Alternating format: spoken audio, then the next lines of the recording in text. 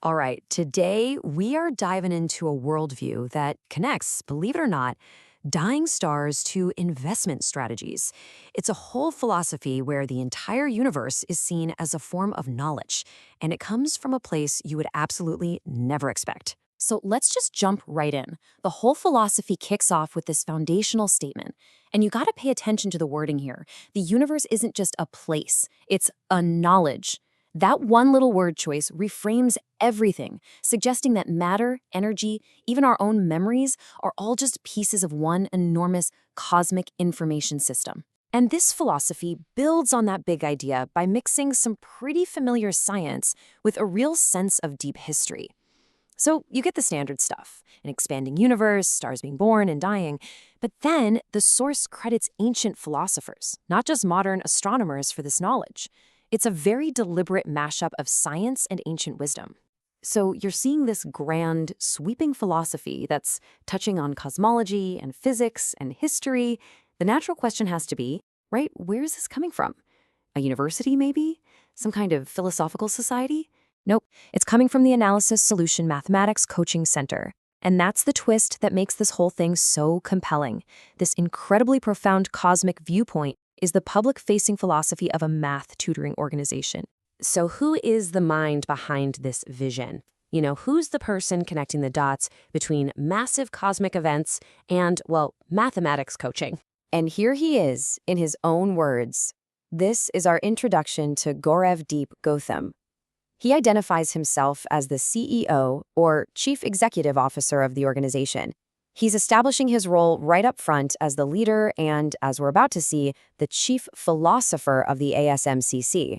And this slide just perfectly captures the blend of roles he's playing. The source material calls him a mathematician, with an A, not just a mathematician, a title that seems to have its own unique significance. And then he offers his own theories on the cosmos, like how dying stars release the stars in energy. He's really positioned as both a business leader and a scientific thinker, all at once. So this dual identity, cosmic thinker and CEO, is totally reflected in the organization itself. The scope of services they offer is incredibly broad, covering fields that you would probably not expect to see sitting side by side. I mean, look at this. Under one roof, you've got these highly specialized mathematical services like tensor and differential analysis, right alongside basic science education. Okay, then it pivots completely to a full suite of business services, investment, marketing, and market research. It's a truly diverse, almost contradictory list of offerings. But what's fascinating is that when you get to the business side of things, the language becomes surprisingly normal. Investment is defined as putting money in an asset to generate income. Marketing is promoting a product. After all that cosmic poetry, we've suddenly landed in a world of really grounded, practical commerce. And these aren't just abstract ideas. They're real services with actual price tags. Investment services, for instance, they start at 7,000 rupees, while their marketing packages begin at 1,570.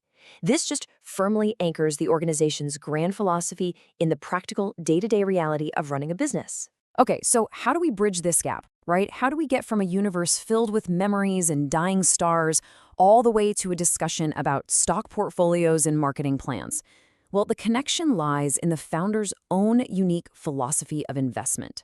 So first, the source material gives us this very standard, almost textbook definition of investment. It's about generating income through assets like stocks and bonds. This is our baseline, the conventional way of looking at it. But then, the CEO offers his own definition. Investment is useful for good time for future work's use. And just like that, investment isn't only about income anymore. It's about securing a good time, a philosophical state of being for future projects. In this worldview, a financial asset becomes a tool for enabling future creation, which kind of echoes that whole cosmic cycle of dying stars creating new planets. And ultimately, this is what defines the whole ASMC philosophy. It's a single, unified worldview that sees zero conflict between the birth of stars and the growth of capital. It's a vision where the principles of the cosmos and the principles of commerce aren't just compatible, they are deeply, deeply intertwined. So this leaves us with a really fascinating final thought. We've just explored a place where the biggest ideas you can imagine are being applied to the nuts and bolts of business. So the question to really ponder is, what happens when the cosmos meets commerce? What kind of new perspectives might pop up when the lens we use to look at the stars is the exact same one we use to look at our balance sheets?